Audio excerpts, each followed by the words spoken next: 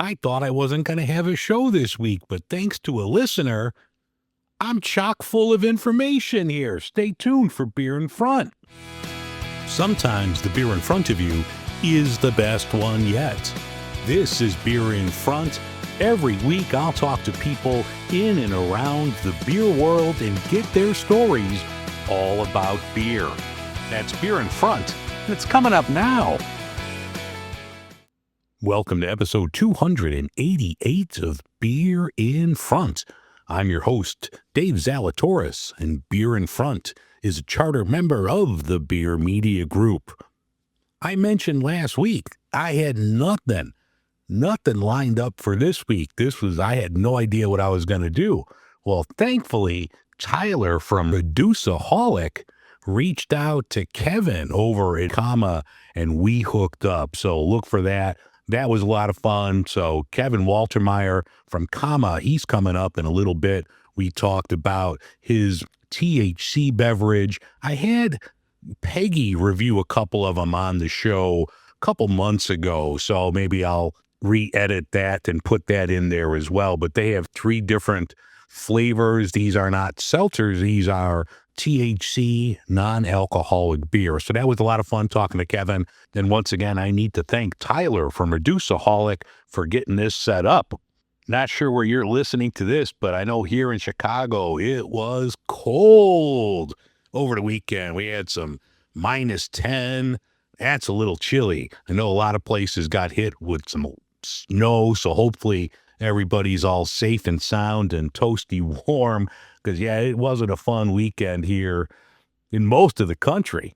I'm on my last week, a dry January, so I'm going to have a review of a non-alcoholic beverage a little later in the show. Also, I have something that I recorded last month that I'll put that out for a regular review, but one more week to go. And I'm just going to tell you now, it's going to be a wet February. But I'm down like 7 pounds so far, so that's really good. So I got to continue to watch what I eat and probably what I drink to keep this up and, try to keep losing some weight, because I know I'm getting a little too puffy. Hopefully that weight loss will continue. All right, that's enough of me rambling. Let's get on with the show and the interview with Kevin from Comma.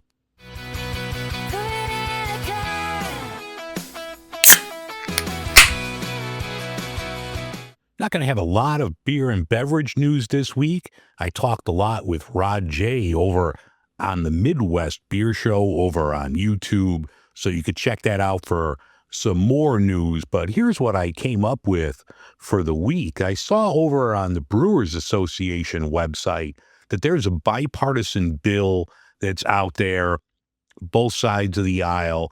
They're reintroducing, it's called the Credit Card Competition Act.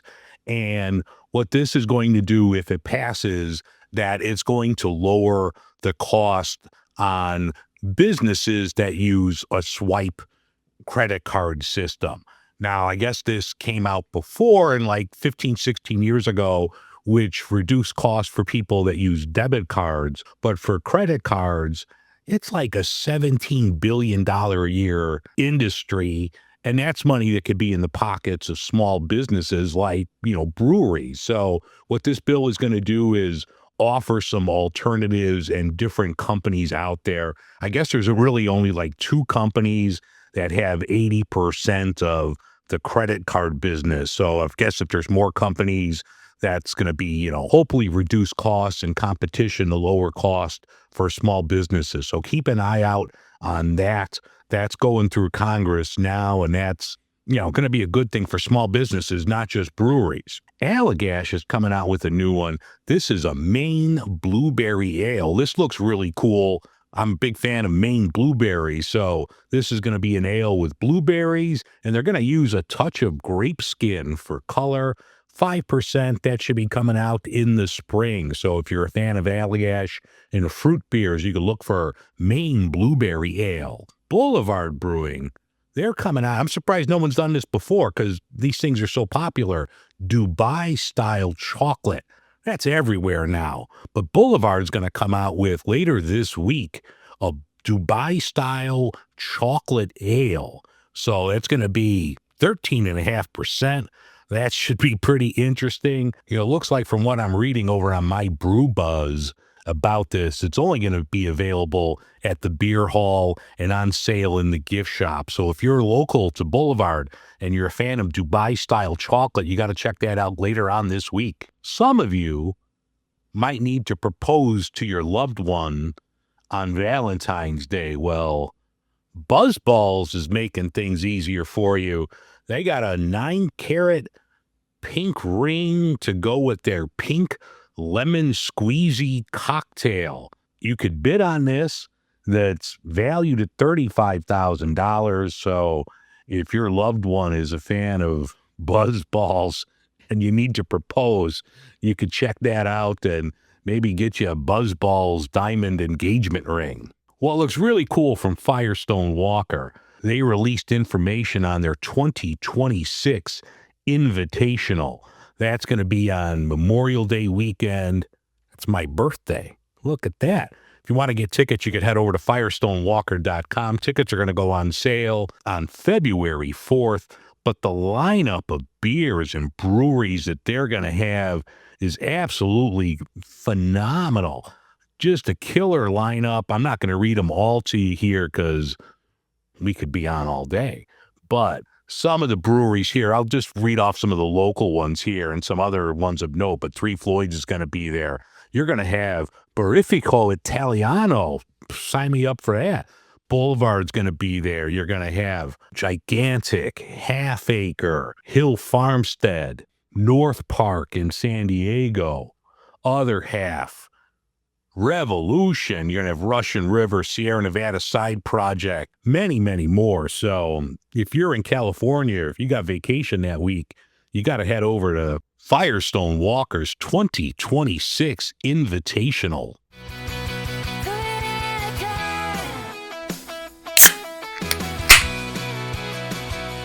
All right, welcome back. Today I'm talking about a category that's shaking up how people think about what's in their beer glass. My guest is Kevin Waltermire from Kama, a THC-infused beverage company that's carving out space where craft mentality meets cannabis culture. Kama's not trying to replace beer or spirits. They're offering a different option altogether. These are carefully dosed, flavor-forward beverages designed for people who want a social buzz, but without alcohol. Whether it's this month during dry January, a night out with friends, or just winding down at home after a long day at work. I talked about them a couple months ago and had Peggy try them out for me. Kama isn't your typical seltzer. These are non-alcoholic beers with 2.5 milligrams of THC, 2.5 milligrams of CBD, and 250 milligrams of lion's mane. They have a pale ale, a citrus berry, and a session Hellas lager. Kevin, thanks so much for coming on today. Yeah, Dave, what's up? Thanks for having me. So happy to be here. Yeah. So how did you get started with everything at Kama? It started from doing dry January for so long that the one big takeaway I learned was that I should probably do this throughout the year, because not in the sense of doing months off, because once you've done it a number of times, it starts feeling a little formal. Mm-hmm. And sometimes even forced, and not to mention long. I mean, a month is a long time. So actually I was like, you know what? I should start doing more shorter breaks throughout the year. And when I started kind of trying to incorporate that into my life, I was doing it in a number of ways and exploring alcohol alternatives and seeing what beverages were out there. But the one thing that really bummed me out was that I found that a lot of the alcohol alternative brands were hating on alcohol or hating on drinkers or being really shameful for people who like to drink. And I was like, that's just complete trash. That's not what we're supposed to be talking about here. Like, sure, I guess if that's how you want to message about your value, your purpose, your brands, I guess that's fine. But I think who we really should be talking to is drinkers like us, like me. I'm a drinker. And who we talk to is, so those breaks made shorter, we call pauses. So like, hey, breaks are long. If you want to do something that's a little bit more attainable and you want to roll that out into your life throughout the year, we call that a pause. Our name is Kama. Get it? And so that was kind of the genesis genesis of the brand. Well, what I think is cool is that you're not a seltzer. So, I mean, there's a million seltzers out there. But for people like me, like you, you're beer lovers, but you want a different buzz. You don't want to wake up feeling like hot garbage the next morning. You guys over at Comma have people covered.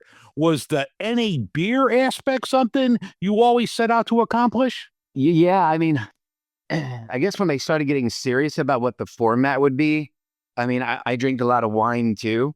And I was thinking about wine. I wasn't really thinking about spirits, and I wasn't really thinking about a seltzer for the reason you point out is that I think there are enough kiwi, grapefruit, passion fruit, infused seltzers. And granted, I drink some of them, but I feel like you just walk down the street, one might hit you in the head. There's so many of them. And I was like, but what about like a beer drinker? What about like people who like a craft beer? I mean, guys like us, women too, you just don't always want to grab the kiwi, grapefruit, passion fruit seltzer. I want to grab something that tastes like a beer. And so I think it was just talking to an audience I could relate to because it was authentic to my life that I wanted to take a break from my craft beer or for my wine. And I wanted something that gave me a feeling to relax or unwind. But I didn't always want a seltzer. And I was like, why isn't anyone making a craft NA beer that instead of alcohol, the efficacy component is just replaced with something, I don't want to say smarter. Let's just say something new, something different. And that's why I even hesitate to identify Comma as a THC brand, because we're actually working on another formulation that doesn't have THC in it, that has ingredients that are generally regarded as safe, federally legal, and organic ingredients. But the way that they're combined in a lab actually gives you a buzz. Okay. And I can't talk about it now. This isn't like my big moment to be like, Dave, I'm going to announce on your show. But we're actually working on other formulations, because who we really see ourselves as being is a company that offers beverages that give you a feeling as an alcohol analog. Because the whole idea is just to take a pause from alcohol, because we don't want to stop drinking alcohol, but we know that maybe it's good to take, little pauses, little breaks throughout the year. So yeah, we're working on other things to infuse it with other than THC too. All right, that's awesome. Well, another thing that I thought was really cool is that, people are watching their calories. Comma, I mean, it ranges between 60 and 90 calories a can. So if you're watching your calories, Comma's not going to hit you like a full body beer's going to. Sure. Yeah. And that's helpful. I think that's why a lot of the seltzers, that's part of the value proposition of seltzers, is they almost have no calories, depending on how they're sweetened and what the additives are. But yeah, and NA beers across the board, I'd love to say it's unique to us, but it's not. NA beers across the board, just because, maltose negative yeast and whatnot, just not as much sugars in there. And right. But we're a brewed beverage. The only thing different about Comma and pick your favorite brand of craft beer is that we use a low ABV yielding yeast, a maltose negative yeast. Everything about it is traditionally brewed. There are other products out there who that position themselves as a brew, and it's essentially a seltzer infused with the essence of hops. So whatever, they're kind of parading as a NA beer, but they're not brewing at all. It's just water. But no, we're currently in partnership with Bauhaus Brew Labs in Minneapolis, Minnesota. They have a nice line of ABV beers, NA beers, and infused seltzers, so they know what they're doing. So this is a traditionally brewed beverage, and because of NA beer's properties, you're getting the flavor, you're getting a feeling, but also reducing some calories. So there's an extra bonus of taking a pause. Yeah, absolutely. Like, I'm doing the dry January this year just to give my body a little break. But it's nice. I was doing one of the bigger players, so I don't want to mention them here, but I'm like looking at the can, I'm like, oh shit, this is only like, 70 calories. This isn't bad. Yeah. I mean, it's just like an added bonus, right? I mean, if you're like giving your body a little break, giving your liver time to take, its own little vacation, and you're like, this is a healthy thing. This is good for me to do. I don't want to have to stop drinking beers. So I'm going to do these healthy little breaks. Oh, and also I can drop some weight. Yeah. Sure. Why not? Yeah, absolutely. It's a win-win. Yeah. So, but one thing I need to know, what the hell is lion's mane? So I'm not a mycologist nerd, although my brother does work. Speaking of mycologist nerds, I probably say the foremost mycologist in the US is named Paul Stamets. And Paul's got a company called Fungi Perfecti, and they do a host of various products from functional mushrooms. One of them is a functional supplement line called Host Defense. My brother works for them. And so lion's mane is a functional mushroom. So those who are novice to this, don't get too excited. This isn't it's a psychoactive components, but so does CBD, but it's not a psychedelic mushroom. Okay. It's a functional mushroom that has immune boosting properties. I think most people take lion's mane supplements mainly for cognitive health. I have some friends who their dad and their grandfather before their dad, obviously that's how kinship works. Yeah. They both passed away from complications from cognitive disorders.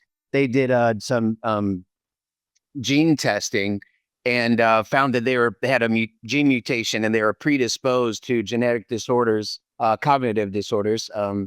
And so they started looking into what they could take kind of in a homeopathic way, like in advance, like preventative wise. What can they do in advance of later age where this could hit them to ward that off or to protect themselves from it?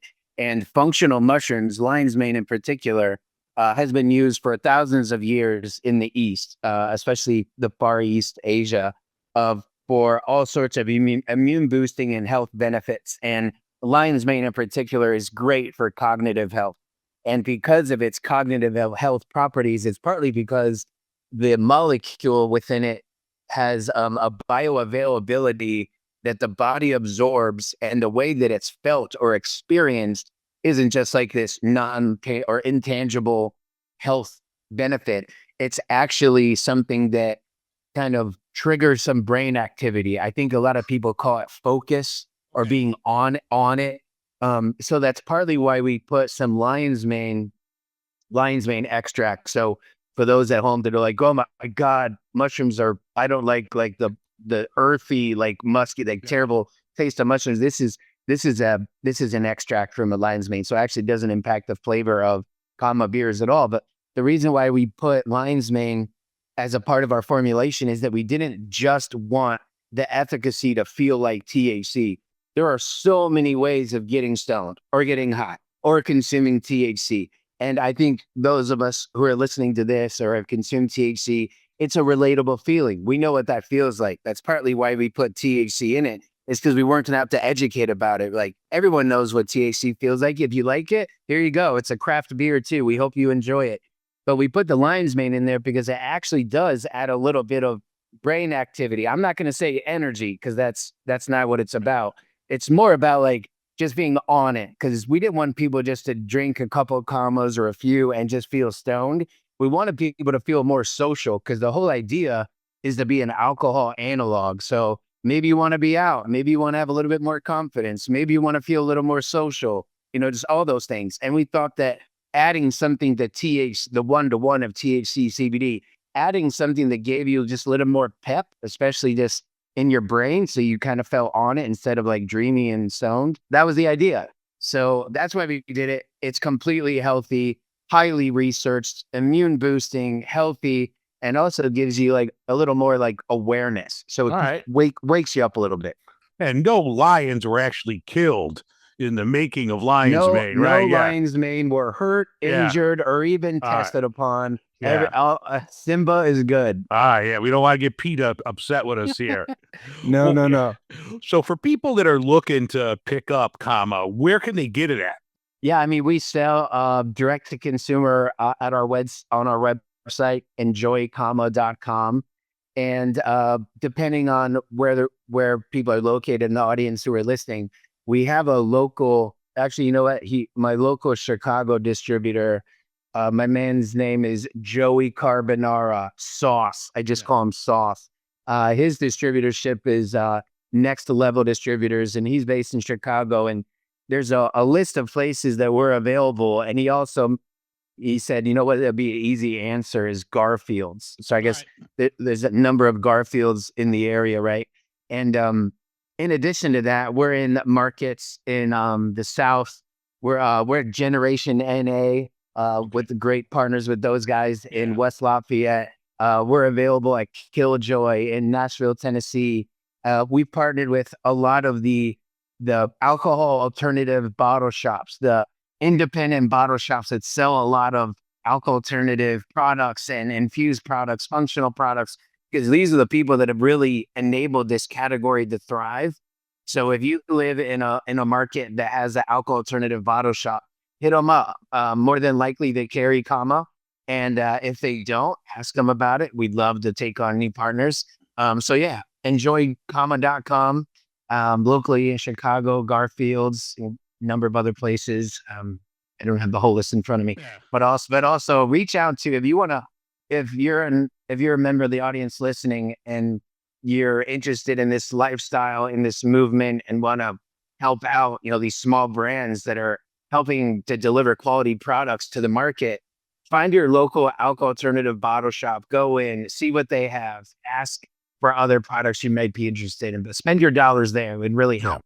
Yeah. And even like, the bottle shop that I go to has a line of everything. And I was talking to the guy last year about like the THC beverages. He's like, we've expanded our aisle for the THC 4 times in the last year. It's like, it's one of the fastest growing markets that are out there. I mean, he's like, we just can't, he's like, pretty soon it's just going to take over 2 aisles. Yeah. I mean, I think it's the reason why it's all happening now is, God bless these short-sighted politicians in DC, as the mistake of the Farm Bill, allowing a loophole for, smarter than politician scientists to find a way of, extracting THC from hemp and putting it into, everything. Basically everything. Yes. Yeah. But also because of the protection of the Farm Bill, it actually gave the country this pilot test, this case study of, okay, what would this look like if we allowed THC to be infused into food products, beverages, and without state-by-state, intrastate commerce? What if we do interstate commerce and let companies ship across state lines and sell on their websites? I mean, what that allowed us to do, we just demonstrated a $50 billion interest from people at home who want a different feeling from alcohol, that are just like, how can they legislate against this at this point? And of course, if we want to go there, Dave, I think we want to touch on it. I can give you some answers why, and it's not pretty. No. The whole thing that makes it sad is, whether it's 1 aisle becoming 2 aisles, dude, this is a $50 billion industry that people have shown a demand for because it's something they want as a part of their life. I mean, come on, let us be free, right? Yeah. And, and it seems to change like every day, every week, no matter like what you look at. Like just in Chicago yesterday, the city council passed an ordinance by a 2-to-1 region, or a 2-to-1 share, that they're going to cut out THC products outside of seltzers and stuff like that. So, but that part's weird too. Okay, so you were going to allow, I could go to Garfield's and pick something up, but you can't go somewhere else and get a gummy. You're still ingesting it. So what's the point? Just let it all out there. Be better with not letting some gas station sell this shit to, a 16-year-old. I mean, have common sense rules. Treat it like alcohol. Okay, you got to be 21. That's cool. No one's going to argue with that. Yeah, there are two especially very simple regulatory thresholds that could be put in place. That Karma is a member of the Hemp Beverage Alliance, and if people listening want to have a template that really streamlines reaching out to your members of Congress, if you go to the hempbeveragealliance.org, and click on the tab Action Center, that will if you click on that template and you put in your address, it'll pre-populate an email to your members of Congress, and you can put in the text, the body, that you can enter in text to the body of the email that will be sent to your members of Congress to let them know how you feel. So I highly recommend that. Yeah. Oh, but the two thresholds that could be put in place is age gating it and dosage limitations, right? And then a third, which I guess I should have started off with three the whole time, is that the ban should be on synthetic THC. All right.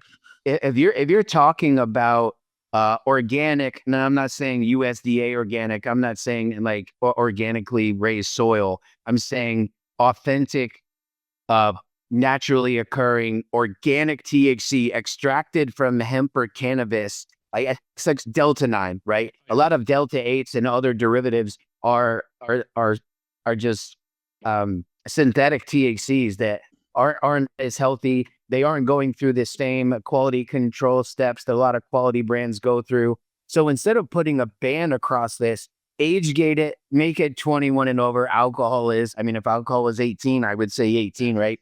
Age gate it, put a limitation on the dosage. Yeah, I completely get it that you don't want 100 milligrams in a candied package falling into the wrong hands, especially some teenagers. I've been consuming THC all my life. I don't even know what I would do on 100 milligrams of THC. I'd have to like build a sweat lodge in my side yard or something.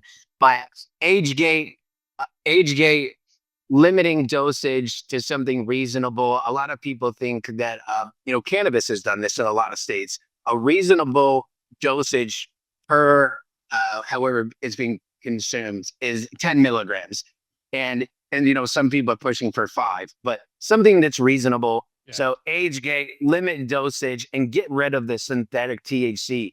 Why they aren't just leaning into those 3 very simple thresholds that have in the industry instead of just banning it outright, I don't fully understand. I guess the short answer is political pressure from powers that be, including big alcohol. Big alcohol has seen a big disruption in their sales because of the rise of THC beverages.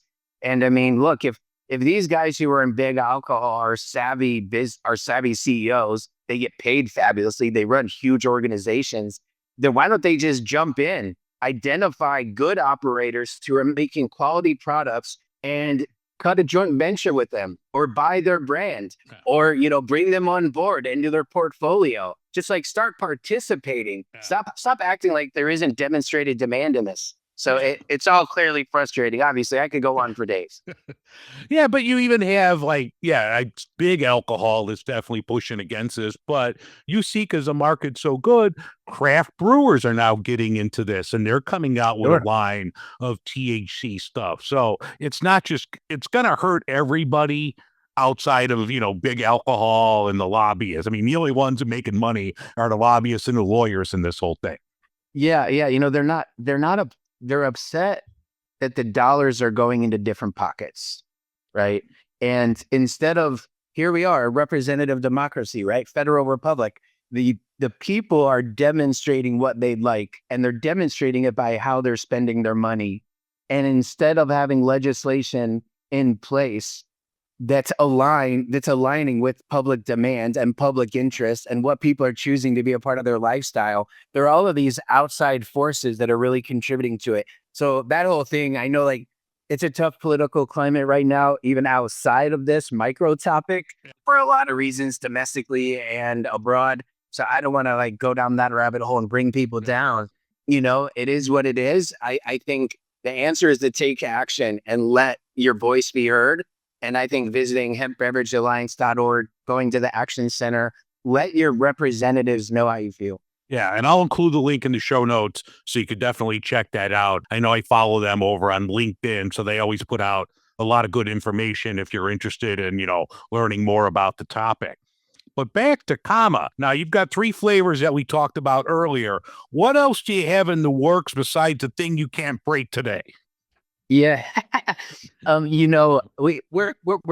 starting to think through additional beer varieties. We're looking for feedback, which is always helpful from people who are sampling.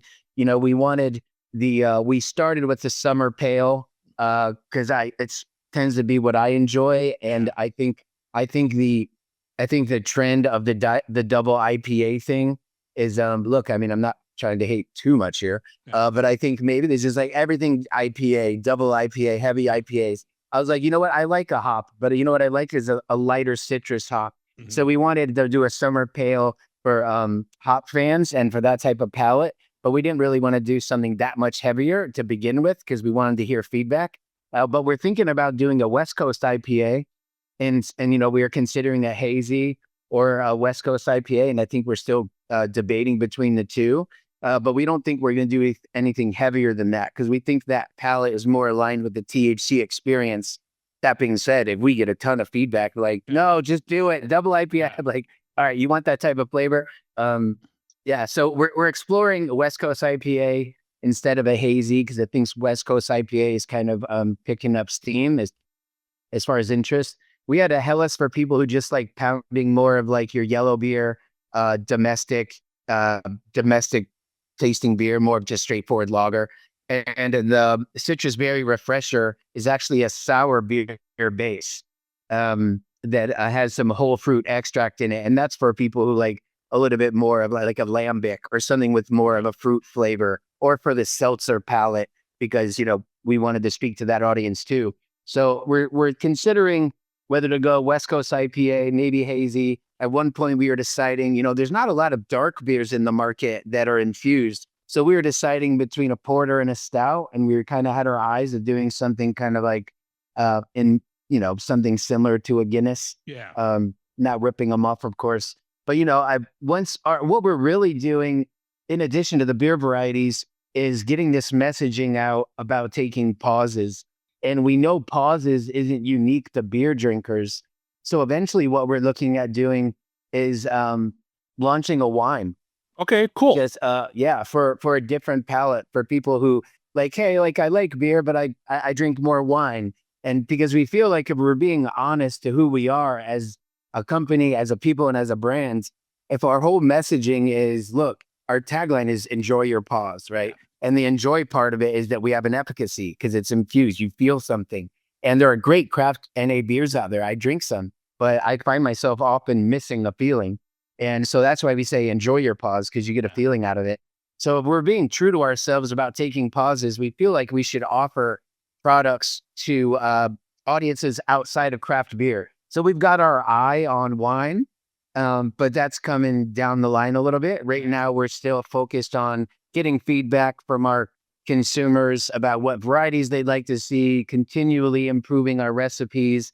And yes, as you mentioned, although I can't reveal the secret sauce of this formulation, our first near-term priority is launching a infused. Well, I guess this one we're working on this now. Instead of calling it infused, something in the family of calling it functional, because it has these ingredients that give you immune boosting benefits and health properties. But what's going to be different about it, because there are functional beers out there, what's different about it is that you are going to get a buzz. So it's going to be functional. It's going to be a functional buzz. Let's call it that, Dave. Well, definitely you got to check them out. Head over to enjoycomma.com. Pick some up for yourself. If you live near me, you can go to Garfield's. You're right across from Whole Foods. So you can go to Garfield's, get yourself some comma, and then you could run and drop $100 on other things over at Whole Foods across the street. Kevin, Lions, man. Yeah, Kevin, thank you so much. I do appreciate it, brother. It was fun talking to you, and best of success down the road, my man. Oh my gosh. Thanks for inviting me. Thanks for giving us the opportunity. You invited yourself. You asked me yesterday, hey, got anything going on? Well, thanks for saying yes. I had a friend reach out to me and be like, hey, I think Dave's got an open slot. I was like, all right, I'll hit him up. And I just happened to take the day off, so it worked out perfect. Yeah. Beautiful. It was meant to be. Yeah. Thanks, man. I had a ton of fun.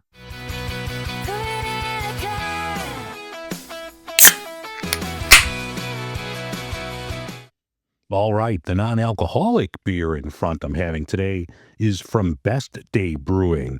This is their Galaxy Ripple Imperial IPA, 65 calories. This is brewed in Sausalito, California by Best Day. I've heard a lot of good things about this company So I'm excited to try this one here. So without further ado, let's crack open Galaxy Ripple. Galaxy Ripple pours really nice. Good color here. Looks like they're using some caramel malt in this. It's a little darker. Good foam on this. This is really good. I like the foam on here. Some of your non-alcoholic beers don't have that beer head, if you will. This is really nice. The aroma's very faint. I'm not getting a lot from the aroma, to be honest with you on here, but let's give it a taste. No, the taste is really good. Nice hop flavors there. You get a lot of fruitiness to this. There's some bitterness towards the back. Now they call this an Imperial IPA. So I'm definitely getting good hop bitterness, good hop flavors on this. No, that's really good. I like that. Some of the other like non-alcoholic doubles or Imperials, they're more of the hazy side. Now, while this isn't clear, it definitely has kind of a West Coast vibe to it with the bitterness. So I like this. I'm definitely going to have to pick up some different things from Best Day because, like I said, I've heard really good things about this. I'm digging it. 65 calories, good taste of beer. I'm a fan. So if you see anything from Best Day Brewing, especially this Galaxy Ripple, you know what to do. Put it in the cart. All right, the beer I'm going to do now is from Revolution. I didn't know they had a fresh hop IPA out this year. I just happened to see this, grabbed it. It's called Farm to Fist. It's a fresh hop IPA, 7.5% alcohol. They're using hops from Crosby Hop Farm. So this looks pretty cool. They use Centennial, Crystal, Amarillo, and Comet hops. So this should be pretty good. I do love everything that Revolution puts out. Beautiful can, different shades of green with the Revolution fist grabbing a fresh bale of hops. So really good artwork on the can. Let's check this out. Pours really nice, good classic West Coast IPA here. Good foam. Love the aroma. Love it. Now, I wish I would have had this when it came out. This was canned in October, late October, so it's not as fresh can be, but it's still really good. It's not like it's a year-old beer. So, no, the smell is really good on this. Love that flavor. All those hops really come through. They shine right up front as you're drinking this. Then you get some malt sweetness to that. Really good. I'm really digging this. I wish I would have seen this when it came out. I would have grabbed more than one can. I would have picked up a 4-pack of this. Excellent beer. No, that's a winner. Really good West Coast IPA. I grabbed it at my bottle shop, Bottles and Cans. Hopefully you could still pick it up there or at Binny's or even at like Revolution. But this is the first time I've seen this. So it's a great beer. If you see it in your travels, don't sleep on it. Pick it up. If you like West Coast IPAs, you like fresh, wet hopped beers, this is one I think you're going to enjoy. So if you see Farm to Fist from Revolution, you got to throw this one in the cart.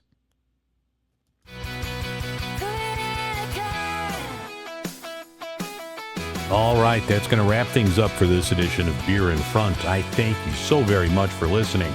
Once again, I want to thank Kevin Waltermire from Comma for coming on, talking about his great beverage. Have a great week, everyone. I'll talk to you next week. And remember, sometimes the beer in front of you is the best one yet.